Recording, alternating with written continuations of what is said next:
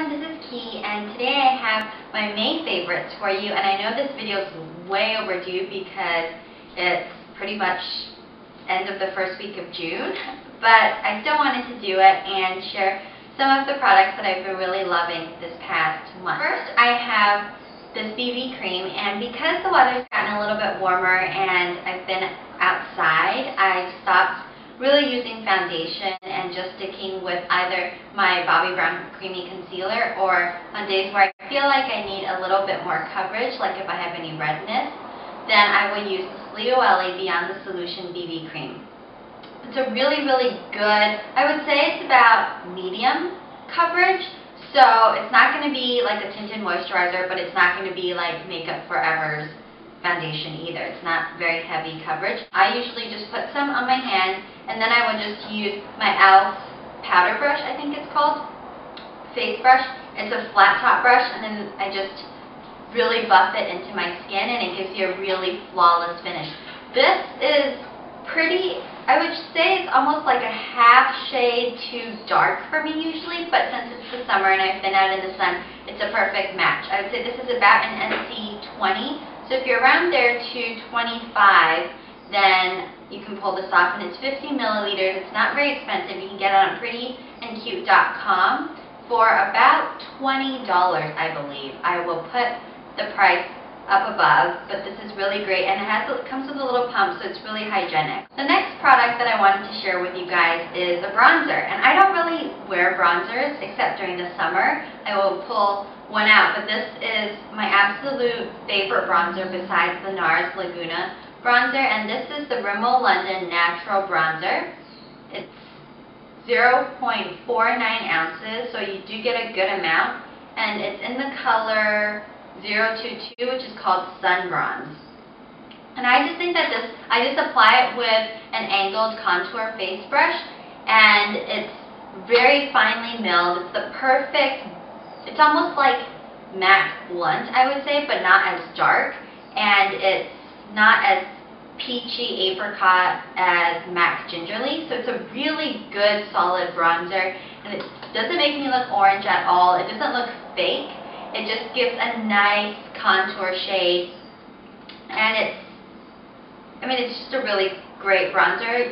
It also comes in another color called Sun Light, I think it's called, but it's the one that's a little bit lighter, and I just thought that even though I'm pretty light and fair skin, this number 22 is a really great match for my skin. So if you're on the lighter side, don't be afraid to get the 22. I actually think it's a little more pigmented, and you get more payoff with the Sun Bronze in number 22 than you do with the 21. So the next product I wanted to share with you guys are a couple of MAC eyeshadows that I've been loving, and this one is called Scrumptious Olive.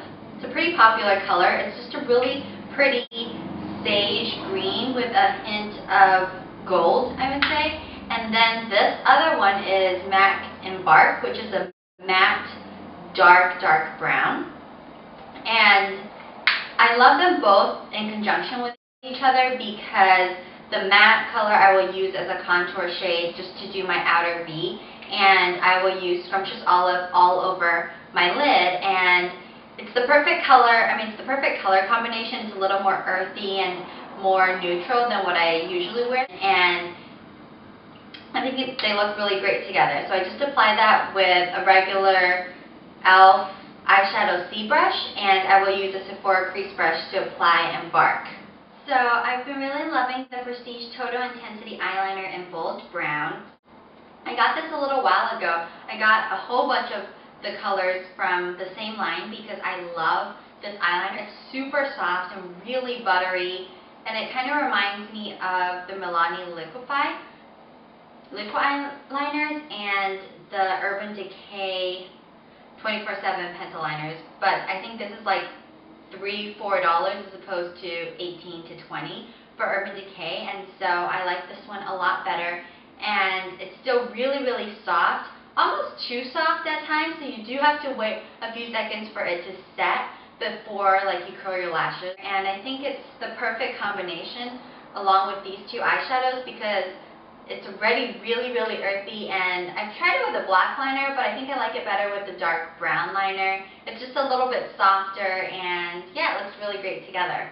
So next I wanted to show you guys a couple of lip products that I've been loving this month. And I'm really excited because usually I think I use a lot of MAC, but these are drugstore favorites, so I am really excited. But this is a Revlon Super Lustrous lipstick in 415, and it's called Pink in the Afternoon. And when I first saw this, first of all, the packaging is really adorable. It kind of reminds me of something from Chanel.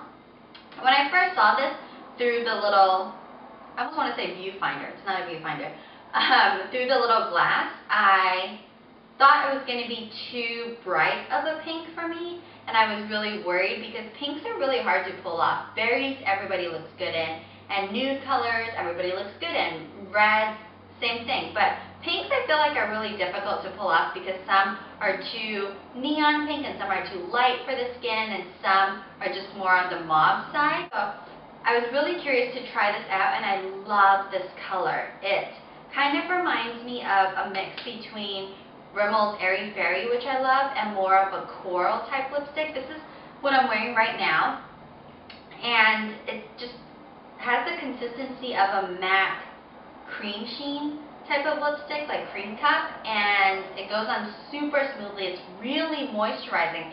I would say it's almost as moisturizing as the Revlon lip butters, if that's even possible. And because it's a completely matte shade, there's no glitter, and it just, I mean, I put this on probably like at 12, so like 4 hours ago, and it's still in perfect condition, and I've had lunch already, and so I would say even the staying power is pretty good on this. I love it. And then the lip gloss that I've been layering on top of that lipstick is Revlon also, and I've been really loving Revlon, even though previously I've never really liked any of their products. But this is in Nude Lustre, which is number 40, and it has SPF 15 in it.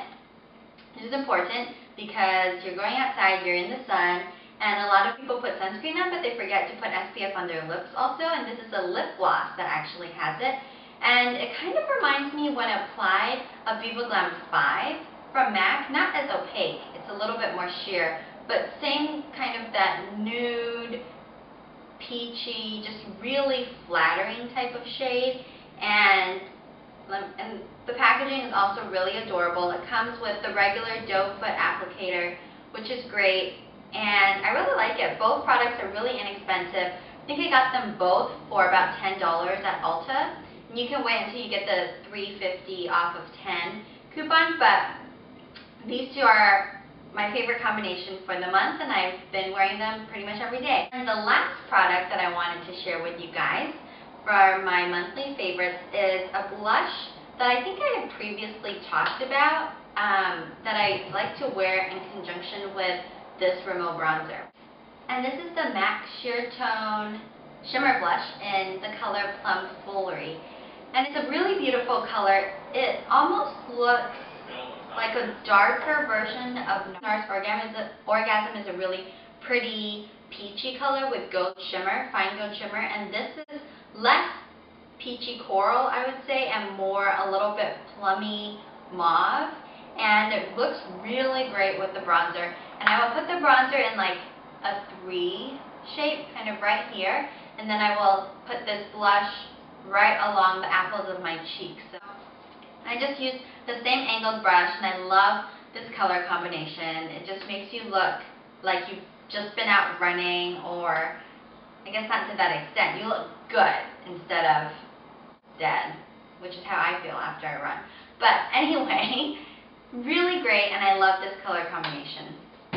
So that is it for my makeup monthly favorites. I don't really have any skincare favorites this month. I've just been using the same products and still loving the same skincare products. And so if you guys don't know what products I use, I recently did a video on my nighttime and my daytime skincare routine, so I will link that below and you guys can go check it out. But I usually try to have a book favorite also, and this month I've been reading really just non-fiction books. I've been reading a lot of case study books and macroeconomics or financial management books. Nothing too exciting, actually. Trying to remember if earlier in the month I read, so a book that you guys should definitely read if you haven't already, and it's kind of tough to get through but totally worth it, is The Fountainhead. I know it has some political and philosophical connotations that people don't necessarily agree with, but I loved it, and I thought the characters were all really great, and it describes this guy named Howard Roark who's really a pure type of artist, and he's in architecture, and how he kind of struggles with different characters in the book and how he fights to remain an artist of the purest form without, without accepting contracts just for the money or for the fame. And there's a character foil in it that's really great. And I usually love books that have really beautiful prose and just are almost poetic in its literature, and that book was totally like that. It was really beautiful. For me, it was pretty quick to get through, even though it's a thick book, because the characters are just so interesting. He's almost like a robot, and in the end, I wish I knew someone like him, and I love feeling that way after you read a book, wishing that you knew the characters and the protagonist and even the antagonist in the book. They're just very, very interesting, and it's by Ayn Rand, who wrote the Atlas Shrugged, which I just bought recently, but haven't started yet. I'm going to try to get through that book in the next month, and I'll let you guys know how I liked it. But yeah, if you guys haven't read The Fountainhead, definitely do, and don't give up on it. The first chapter or so, it gets much, much better, and it's just so beautiful and so poetic. So yeah, that's my recommendation for the month. Read The Fountainhead and check out the products that I showed you, and let me know in the comments below what your monthly favorites are, and I will talk to you guys later. Hope you have a good weekend. Bye.